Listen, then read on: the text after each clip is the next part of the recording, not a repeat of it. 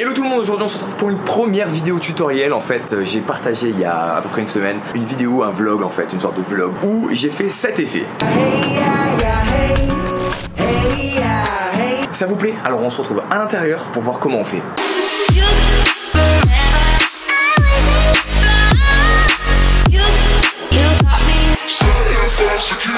Ok, donc finalement, pour ceux qui se posent la question de comment est fait cet effet. Comment est composé cet effet? Donc en fait, il est composé de 3 éléments. Donc on a une glitch, en fait, c'est cet effet un petit peu brouillon, télé qui marche mal, etc. Donc ça, c'est le premier effet. Juste après, on a un remplacement d'image, donc c'est ce qu'on va apprendre à faire aujourd'hui. Et après, on a une sorte de zoom in, zoom out, c'est un plugin en fait que j'utilise, je l'utilise avec After Effects. Mais vous pouvez aussi le trouver sur Premiere Pro. Il y a différentes façons de l'utiliser. Il y a plein de plugins différents par rapport au zoom in, zoom out. Si jamais ça vous intéresse, on en parlera évidemment dans une prochaine vidéo. Mais voilà, aujourd'hui, je vais vraiment vous apprendre à faire le glitch avec le remplacement d'image dans la fenêtre. Ok, donc on se retrouve sur Premiere avec nos 3 éléments. Donc là, on a l'avion, une sorte de travelling que j'ai fait à la main. Mais bon, avec le GH5, avec le capteur qui est stabilisé dedans, c'est très facile de faire quelque chose d'assez propre sans qu'il y ait trop de mouvement. Ensuite, vous avez votre séquence au drone et le glitch que vous pouvez récupérer absolument n'importe où. Le but du jeu, ça va être en fait de remplacer cette fenêtre par le paysage. Donc pour cela, en fait, on va utiliser tout simplement un calque. Et le calque, on va le trouver ici, donc dans l'outil opacité, vous utilisez le tracé de Bézier. Vous pouvez également trouver l'ellipse, etc. Mais là, on va le faire de façon relativement simple avec le Bézier. Donc vous tracez votre masque en cliquant tout autour de votre objet. Donc ce que vous pouvez faire, c'est adapter la zone d'image pour pouvoir avoir quelque chose d'assez précis. Même si là, effectivement, c'est pas précis, vous prendrez le temps qu'il faut pour le faire de façon la plus précise possible chez vous. Et là, vous avez votre masque. Là, vous vous dites, ah, mais c'est pas de la bonne façon, il aurait dû s'inverser. Donc, vous avez juste à cliquer sur le bouton inverser et hop, vous n'avez plus rien qui apparaisse ici. Clac, clac, clac. On est à peu près bon. Voilà. On va pas chipoter. Donc, hop, là, si vous mettez tout de suite votre séquence en dessous, et ben vous remarquez que vous avez votre paysage qui apparaît. Donc le but du jeu, c'est que là, une fois que c'est ça, votre tracé du marque, vous mettez une petite clé de façon à ce qu'il ne bouge pas. Donc la fin de votre séquence, elle est ici. Vous vous dites, ah, mais ça ne va pas, etc. Et c'est normal.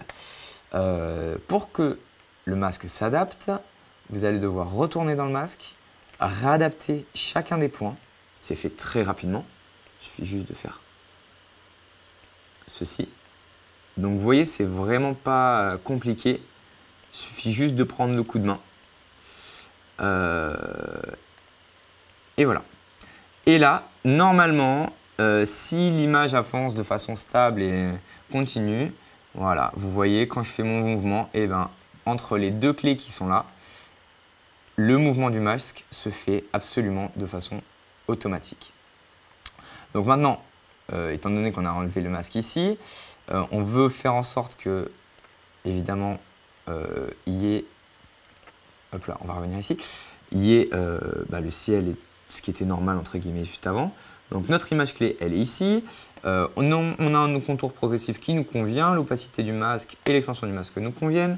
Donc on revient un pas en arrière et là ce qu'on fait, c'est qu'on fait une expansion de masque, on l'enlève à fond. Et voilà, vous avez votre image.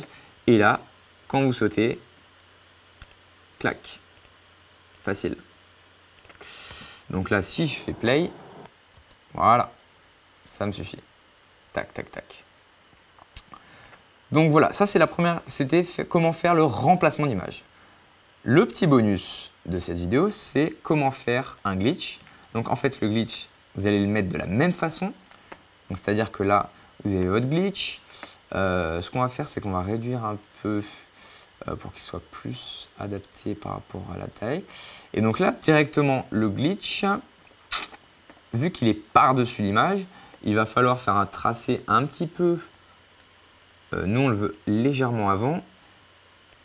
On va faire un tracé de brut, juste là, qu'on réadaptera évidemment selon le besoin. Donc une fois que vous avez fini de faire le tracé de votre glitch, qui passe à peu près on va dire, vous pouvez l'adapter évidemment à votre guise, hein. Moi je l'ai fait très rapidement, histoire de vous montrer. Vous pouvez faire en sorte de changer le mode de fusion pour qu'il soit plus ou moins adapté à ce que vous voulez. Il y a plein de... Voilà, là on voit que la glitch est présente, mais on voit quand même ce qu'il y a derrière, ce qui est pas trop mal, mais bon, moi c'est pas ce que je préfère. Moi ce que je préfère, c'est tout simplement de l'obscurcir justement. Et par contre, ce qu'on va faire, la petite astuce, ça va être déjà cette partie-là me convient plus. Donc on va faire clac, clac, clac. Ouais, là il y a plus d'éléments dans cette partie de la vidéo de la glitch. On va la commencer à peu près ici. Hop, on va couper. On va laisser sur 2 frames. On va la couper. On va enlever ici. On va laisser une seule frame. Laisser 2. Puis remettre 2 frames. Et voilà.